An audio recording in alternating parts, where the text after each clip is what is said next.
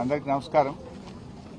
ఈరోజు రాష్ట్ర ప్రభుత్వం వరద బాధితులను ఆదుకోవడంలో పూర్తిగా విఫలమైపోయింది. ముఖ్యంగా రేవంత్ రెడ్డి గారు ఆయనే మున్సిపల్ శాఖ మంత్రిగా ఉంటూ ఎప్పుడైనా ప్రీ మాన్సూన్ ముందు నాలాలన్నీ కూడా క్లీన్ చేయాలి. గతంలో కేసీఆర్ గారి నాయకత్వంలో మా తలసాని సీనన్న, కేటీఆర్ గారు హైదరాబాద్ నగరంలో ప్రీ మాన్సూన్ లో నాలాలన్నీ కూడా క్లీన్ చేసి ప్రజలకు వరద ఇబ్బంది రాకుండా చూసుకునేవాళ్లు. ఇవాళ రేవంత్ రెడ్డి స్వయంగా మున్సిపల్ శాఖ మంత్రిగా ఉంటూ ప్రీ మాన్సూన్ లో నాలాలు క్లీన్ చేయకపోవడం వల్ల ఇవాళ హైదరాబాద్ నగరంలో అనేక బస్తీలు వరద జలాలతో మునిగిపోయి ఇంట్లో ఉన్నటువంటి నిత్యావసర వస్తువులన్నీ కూడా కొట్టుకుపోయిన పరిస్థితి, అన్ని కూడా తడిసిపోయి తినడానికి కూడా ఇబ్బంది పడుతున్నటువంటి పరిస్థితి. అయినా ఇవాళ ముఖ్యమంత్రి గారు హైదరాబాద్ లో ఉన్నా, మున్సిపల్ మంత్రిగా ఆయనే ఉన్నా వరద బాధితులకు ఒక్క పైసా సాయం కూడా చేయలేదు. ఇవాళ హైదరాబాద్ నగరంలో దాదాపు 7-8 మంది నాలాల్లో కొట్టుకొని చనిపోయారు. ఇవాళ ఈ చనిపోవడానికి కారణం ఇది రేవంత్ రెడ్డి వైఫల్యము, ఈ ప్రభుత్వం యొక్క వైఫల్యం. వరద బాధితులకు కనీసం నిత్యావసర వస్తువులు కూడా ఇవ్వలేదు, కనీస సహాయం కూడా చేయనటువంటి పరిస్థితి. ఇవాళ మా తలసాని శ్రీనివాస్ యాదవ్ గారు దాదాపు 1500 మందికి ఇవాళ వివిధ బస్తీల్లో వరదతో ఇబ్బంది పడ్డ ప్రజలకు నిత్యావసర వస్తువులు అందించడం జరుగుతూ ఉంది. వెంగళరావు నగర్ గాని, గైడెన్ బాగ్ గాని, చుట్టాల బస్తీ గాని, కంచెబౌలి గాని, అదేవిధంగా కస్తూర్బా నగర్, నల్లగుట్ట, కరీం కాంపౌండ్, ధోబిఘాట్, ఇలా దాదాపు ఎన్నో బస్తీల్లో 1500 కుటుంబాలకు గౌరవనీయులు తలసాని శ్రీనివాస్ యాదవ్ గారు నిత్యావసర వస్తువులు అందించారు. ఇలా ప్రభుత్వం ఫెయిల్ అయింది, రేవంత్ రెడ్డి పట్టించుకోలేదు.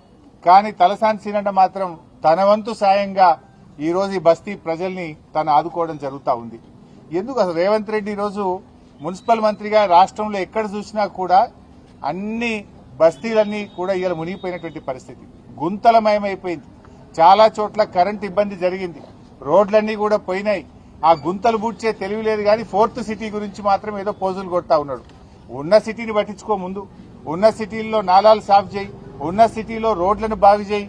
ఇది ఇడిచిపెట్టి కాంట్రాక్టర్ల కోసం 4th సిటీ అని 6 లైన్ రోడ్లు వేసుకుంటూ చేరినాడు. ఇవాళ ప్రజల గురించి నువ్వు పట్టించుకున్న పాపాన పోలేదు. రేవంత్ రెడ్డి ఇవాళ పూర్తిగా బరి తెగించాడు. ఎవడన్నా బరి తెగించి బజార్లో నిలబడితే ఏమంటాం వాడిని? అట్లయిపోయింది రేవంత్ రెడ్డి పరిస్థితి. మొన్న మాట్లాడుతున్నాడు ఆయన, కండువాలు కప్పినంత మాత్రాన పార్టీ మారినట్టు కాదట. కండువాలు మరి ఎందుకు కప్పినాడు? కండువాలు కప్పితే పార్టీ మారలేదని మాట్లాడితే ఇంతకంటే బరి తెగింపు మాటలు ఉంటాయా?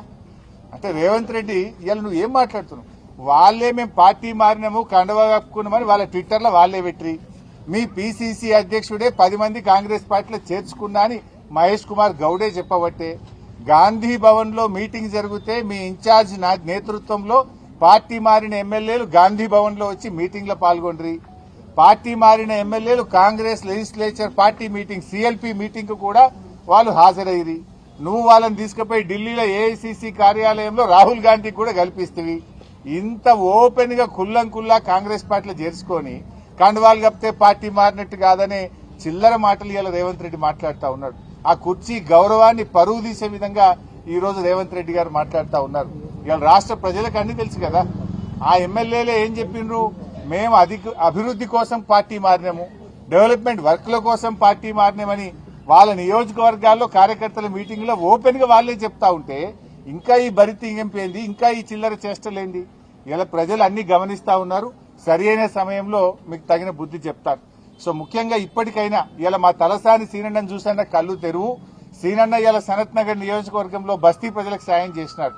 రాష్ట్రంలో హైదరాబాద్ నగరంలో ఎక్కడెక్కడైతే ముంపుకు గురైందో ఆ ప్రజలకు ఆర్థిక సహాయం అందించు, నిత్యావసర వస్తువులు అందించు. ఇప్పటికైనా నాలాలన్నీ కూడా మరి డీసిల్టింగ్ ప్రక్రియ వెంటనే ప్రారంభించండి. ఇలా హైదరాబాద్ లో వీధి దీపాలు వెలుగుతలేవు చాలా చోట్ల.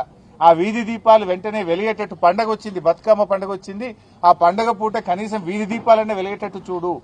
ఇలా రాష్ట్ర ప్రజలందరికీ కూడా ఇలా బతుకమ్మ పండుగ ప్రారంభోత్సవం జరుగుతా ఉంది. మా అక్క చెల్లెలందరికీ కూడా బతుకమ్మ పండుగ శుభాకాంక్షలు తెలియజేస్తా ఉన్నాం. ఇలా పల్లెటూళ్లలో కూడా ఏమైపోయిందంటే కనీసం బుగ్గలేసే పరిస్థితి లేదు. జనరల్ గా తల్లిగారింటికి పోతుంటారా మా అక్క చెల్లెళ్ళు. ఇలా గ్రామాల్లో కేసీఆర్ గారు ఉన్నప్పుడు మిషన్ కాకతీయలో చెరువులు బాగు చేసి బతుకమ్మ మెట్లు కట్టించాడు, బతుకమ్మ ఘాట్లు కట్టించాడు. పండుగను అద్భుతంగా జరుపుకోవడానికి ఫ్లడ్ లైట్లు వేసేవాళ్లు, రోడ్లు వేసేవాళ్లు, మొత్తం గడ్డి చెక్కించి అద్భుతమైనటువంటి సౌకర్యాలు ఉండేవి. కానీ ఇలా రేవంత్ రెడ్డి పాలనలో గ్రామాల్లో ఒక్క రూపాయి లేదు. పంచాయతీ సెక్రటరీలు అప్పులపాలైపోయినారు. సర్పంచులు లేరు, ఎంపీటీసీలు లేరు. ఎలక్షన్లు పెట్టే ధైర్యం రేవంత్ రెడ్డికి లేదు. గ్రామ పంచాయతీల్లో నయా పైసా లేదు. కనీసం పండగ పూట కూడా కాలిపోయిన బుగ్గలేసే పరిస్థితి లేదు. పండగ పూట గ్రామాల్లో చెత్త ఎత్తే పరిస్థితిలో ట్రాక్టర్ల డీజిల్ దిక్కులేని పరిస్థితి. బతుకమ్మకు ఏర్పాట్లు చేయడానికి గడ్డి మందు కొట్టడానికి కూడా గ్రామాల్లో పైసలు లేవు. ఇది రేవంత్ పాలన. మాటలకు ఎక్కువ, చేతలకు తక్కువ. కనీసం పండగనన్నా పట్టించుకో. ఈ పండగ పూటనైనా గ్రామ పంచాయతీలకు నిధులు విడుదల చేసి తెలంగాణలో అతిపెద్ద పండగ బతుకమ్మ, దసరా పండగ. ఈ పండగ ఏర్పాట్లు చేసుకోవడానికైనా గ్రామాలకు నిధులు విడుదల చేయి. నీ పాలనలో ఈ 2 సంవత్సరాల్లో గ్రామ పంచాయతీలన్నీ కూడా మురికి కూపాలుగా, చెత్త కుప్పలుగా మారిపోయినాయి. ఇప్పటికైనా కళ్లు తెరువు, గ్రామ పంచాయతీలకు నిధులు ఇయ్యి. బడా కాంట్రాక్టర్లకు కాదు బిల్లులు ఇవ్వాల్సింది, గ్రామాలకు ఇయ్యి. పేద ప్రజలకు ఇవ్వాల్సిన డబ్బులు ఇవ్వు. గ్రామాల్లో వరదల్లో మునిగిపోయిన పంట పొలాలకు సహాయం చెయ్యి.